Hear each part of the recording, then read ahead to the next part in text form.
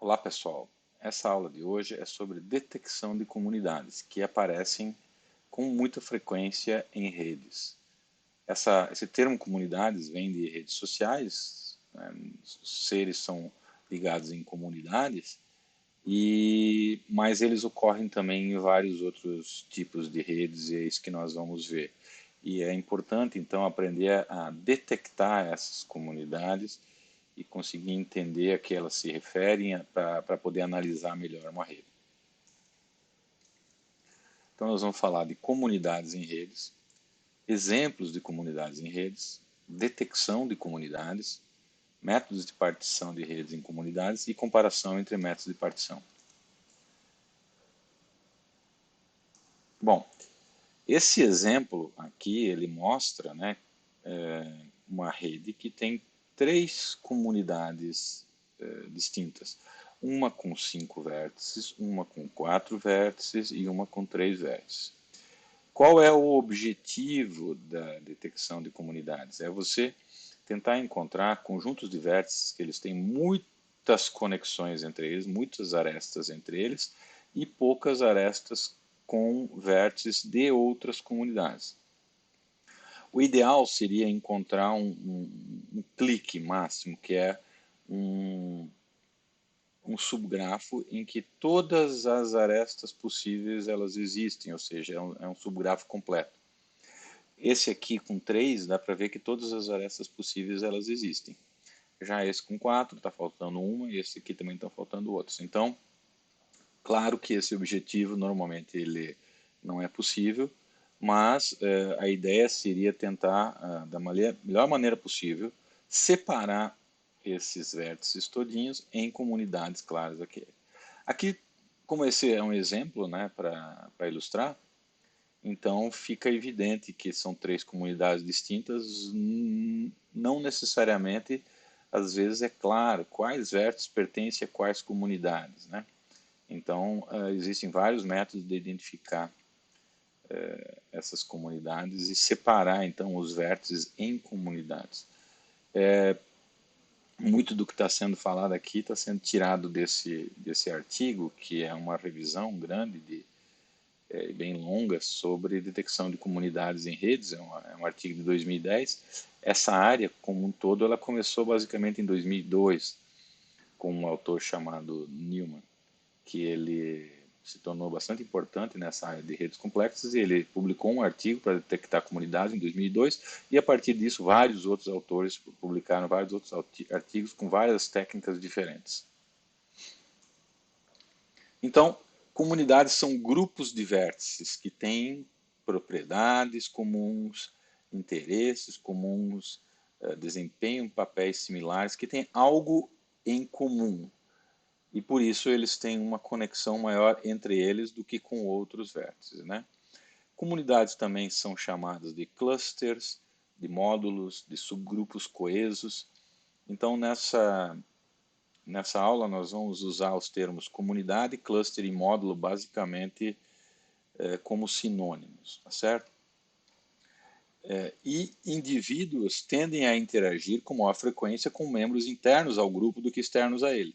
Isso já fica evidente pelas arestas que existem. Então, tem redes que são muito claras, né? Que você tem aquelas arestas de maneira estática, são definidas, e daí você tem que, então, identificar as comunidades. Outras redes, você tem que fazer a modelagem, dependendo de como você fizer a modelagem, você captura esse fato de que os indivíduos na comunidade eles interagem mais entre si ou não. Quer dizer, dependendo de como é feita a modelagem, como você considera a sua rede. Então, como já foi dito, o conceito vem de redes sociais, mas existem outros tipos de rede também, né? Quando falo de redes sociais, vamos lembrar que redes sociais são redes entre pessoas, mas que, claro, elas são reproduzidas em redes sociais online também. Mas também existem redes de informação, em redes tecnológicas e em redes biológicas. Tem várias aplicações de você conhecer as comunidades. Por exemplo, se você souber que tem várias comunidades que elas usam determinado serviço, determinado site Então você eventualmente pode fazer um melhor aprovisionamento de recursos para tornar aquele acesso melhor para aquela comunidade. E se você identificar que tem comunidades distintas, de lugares distintos, eventualmente você pode tomar atitudes para que o desempenho melhore, né? Mas para isso tem que saber da onde que vem aqueles acessos. O outro que é muito usado é você recomendar itens com base em preferências dos grupos. Por exemplo, não tem aquela coisa que diz quem comprou tal coisa também comprou outras e daí ele lhe recomenda porque eles verificam o que as pessoas compraram, agrupam o que as pessoas compraram em comum, então eles te jogam num grupo em que muitas das pessoas também compraram aqueles itens e é o que eles lhe recomendam. Ou então, por exemplo, né, uma coisa mais técnica, você tem redes que não têm necessariamente uma estrutura bem definida, elas são redes formadas de maneira ad hoc, né? Então, se você conseguir identificar as comunidades, eles são chamados normalmente de clusters, aí fica mais fácil de você fazer o roteamento, como é que as mensagens são trocadas entre esses grupos. Por exemplo, imagina pessoas que estão em um lugar remoto e que têm seus equipamentos e esses equipamentos trocam informações entre si, mas você não consegue chegar num lugar muito longe, por exemplo, diretamente, então tem que passar por outros nós daquela rede. Então, identificar as comunidades é essencial. A outra questão é você tem outros tipos de influência, né, nas comunidades, por exemplo, você classificar os vértices de acordo com a função. Por exemplo, identificar quem são os vértices centrais das comunidades. E aí, nesse caso, né, por exemplo, você pode definir que os vértices centrais têm mais influência com os outros. Às vezes, se você identificar uma comunidade e souber quem são os vértices mais centrais, às vezes agindo nesse vértice central você consegue agir em todos os outros. Isso vale para pessoas, para convencimento de pessoas, isso vale para doenças, para frear alguma transmissão de doenças, para várias coisas. E também quem são esses vértices que estão na borda, que eles se comunicam com as outras comunidades. Tem vértices que só se comunicam ali dentro daquela comunidade e outros que se comunicam com outros vértices de outras comunidades. Então pode ser interessante você entender esse processo. E várias redes elas têm uma organização hierárquica de comunidades, né? Então, ou seja, uma rede é formada de várias comunidades. Essas comunidades, por sua vez, são formadas de outras comunidades menores, que por sua vez são formadas de outras comunidades. Então, se você pegar, por exemplo, uma rede aí como redes sociais, online, de qualquer tipo, você vê que lá dentro tem vários tipos de comunidades e às vezes essas comunidades interagem ou não. E esse processo de elas serem hierárquicas é bem importante no processo da formação das comunidades. Alguns exemplos assim tirados da literatura, basicamente tirado daquele artigo que na verdade já tira de outros artigos. Esse aqui é um exemplo que foi feito já há algum tempo. O pessoal tinha um clube de karatê lá, eles chamam de Zachary Karate Club.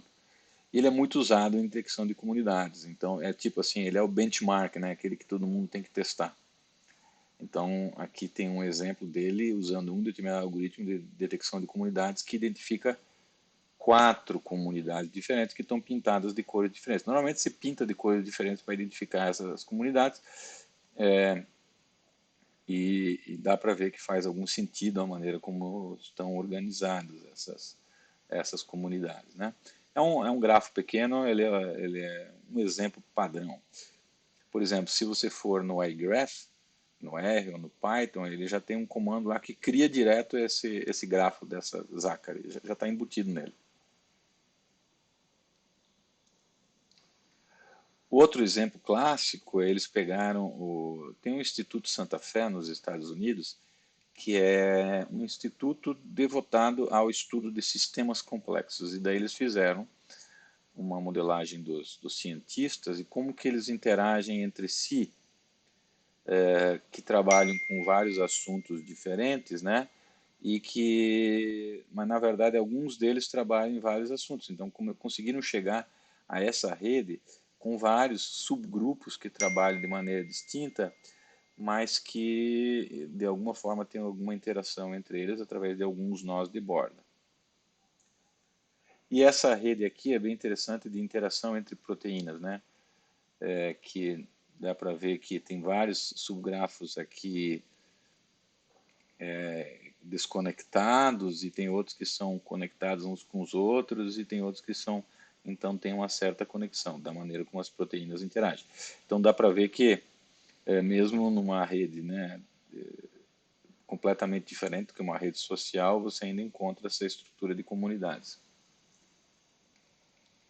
Ou páginas de um website, né, como que uma página se relaciona com outra, um website bem grande que tem várias páginas, para onde que elas vão. Então isso já foi feito um estudo e se detectou também essa estrutura de comunidades. E por último, a associação entre palavras, a maneira como as palavras são usadas, né, como que elas são associadas umas às outras. Então você tem várias palavras e com o quanto elas são usadas umas junto com as outras.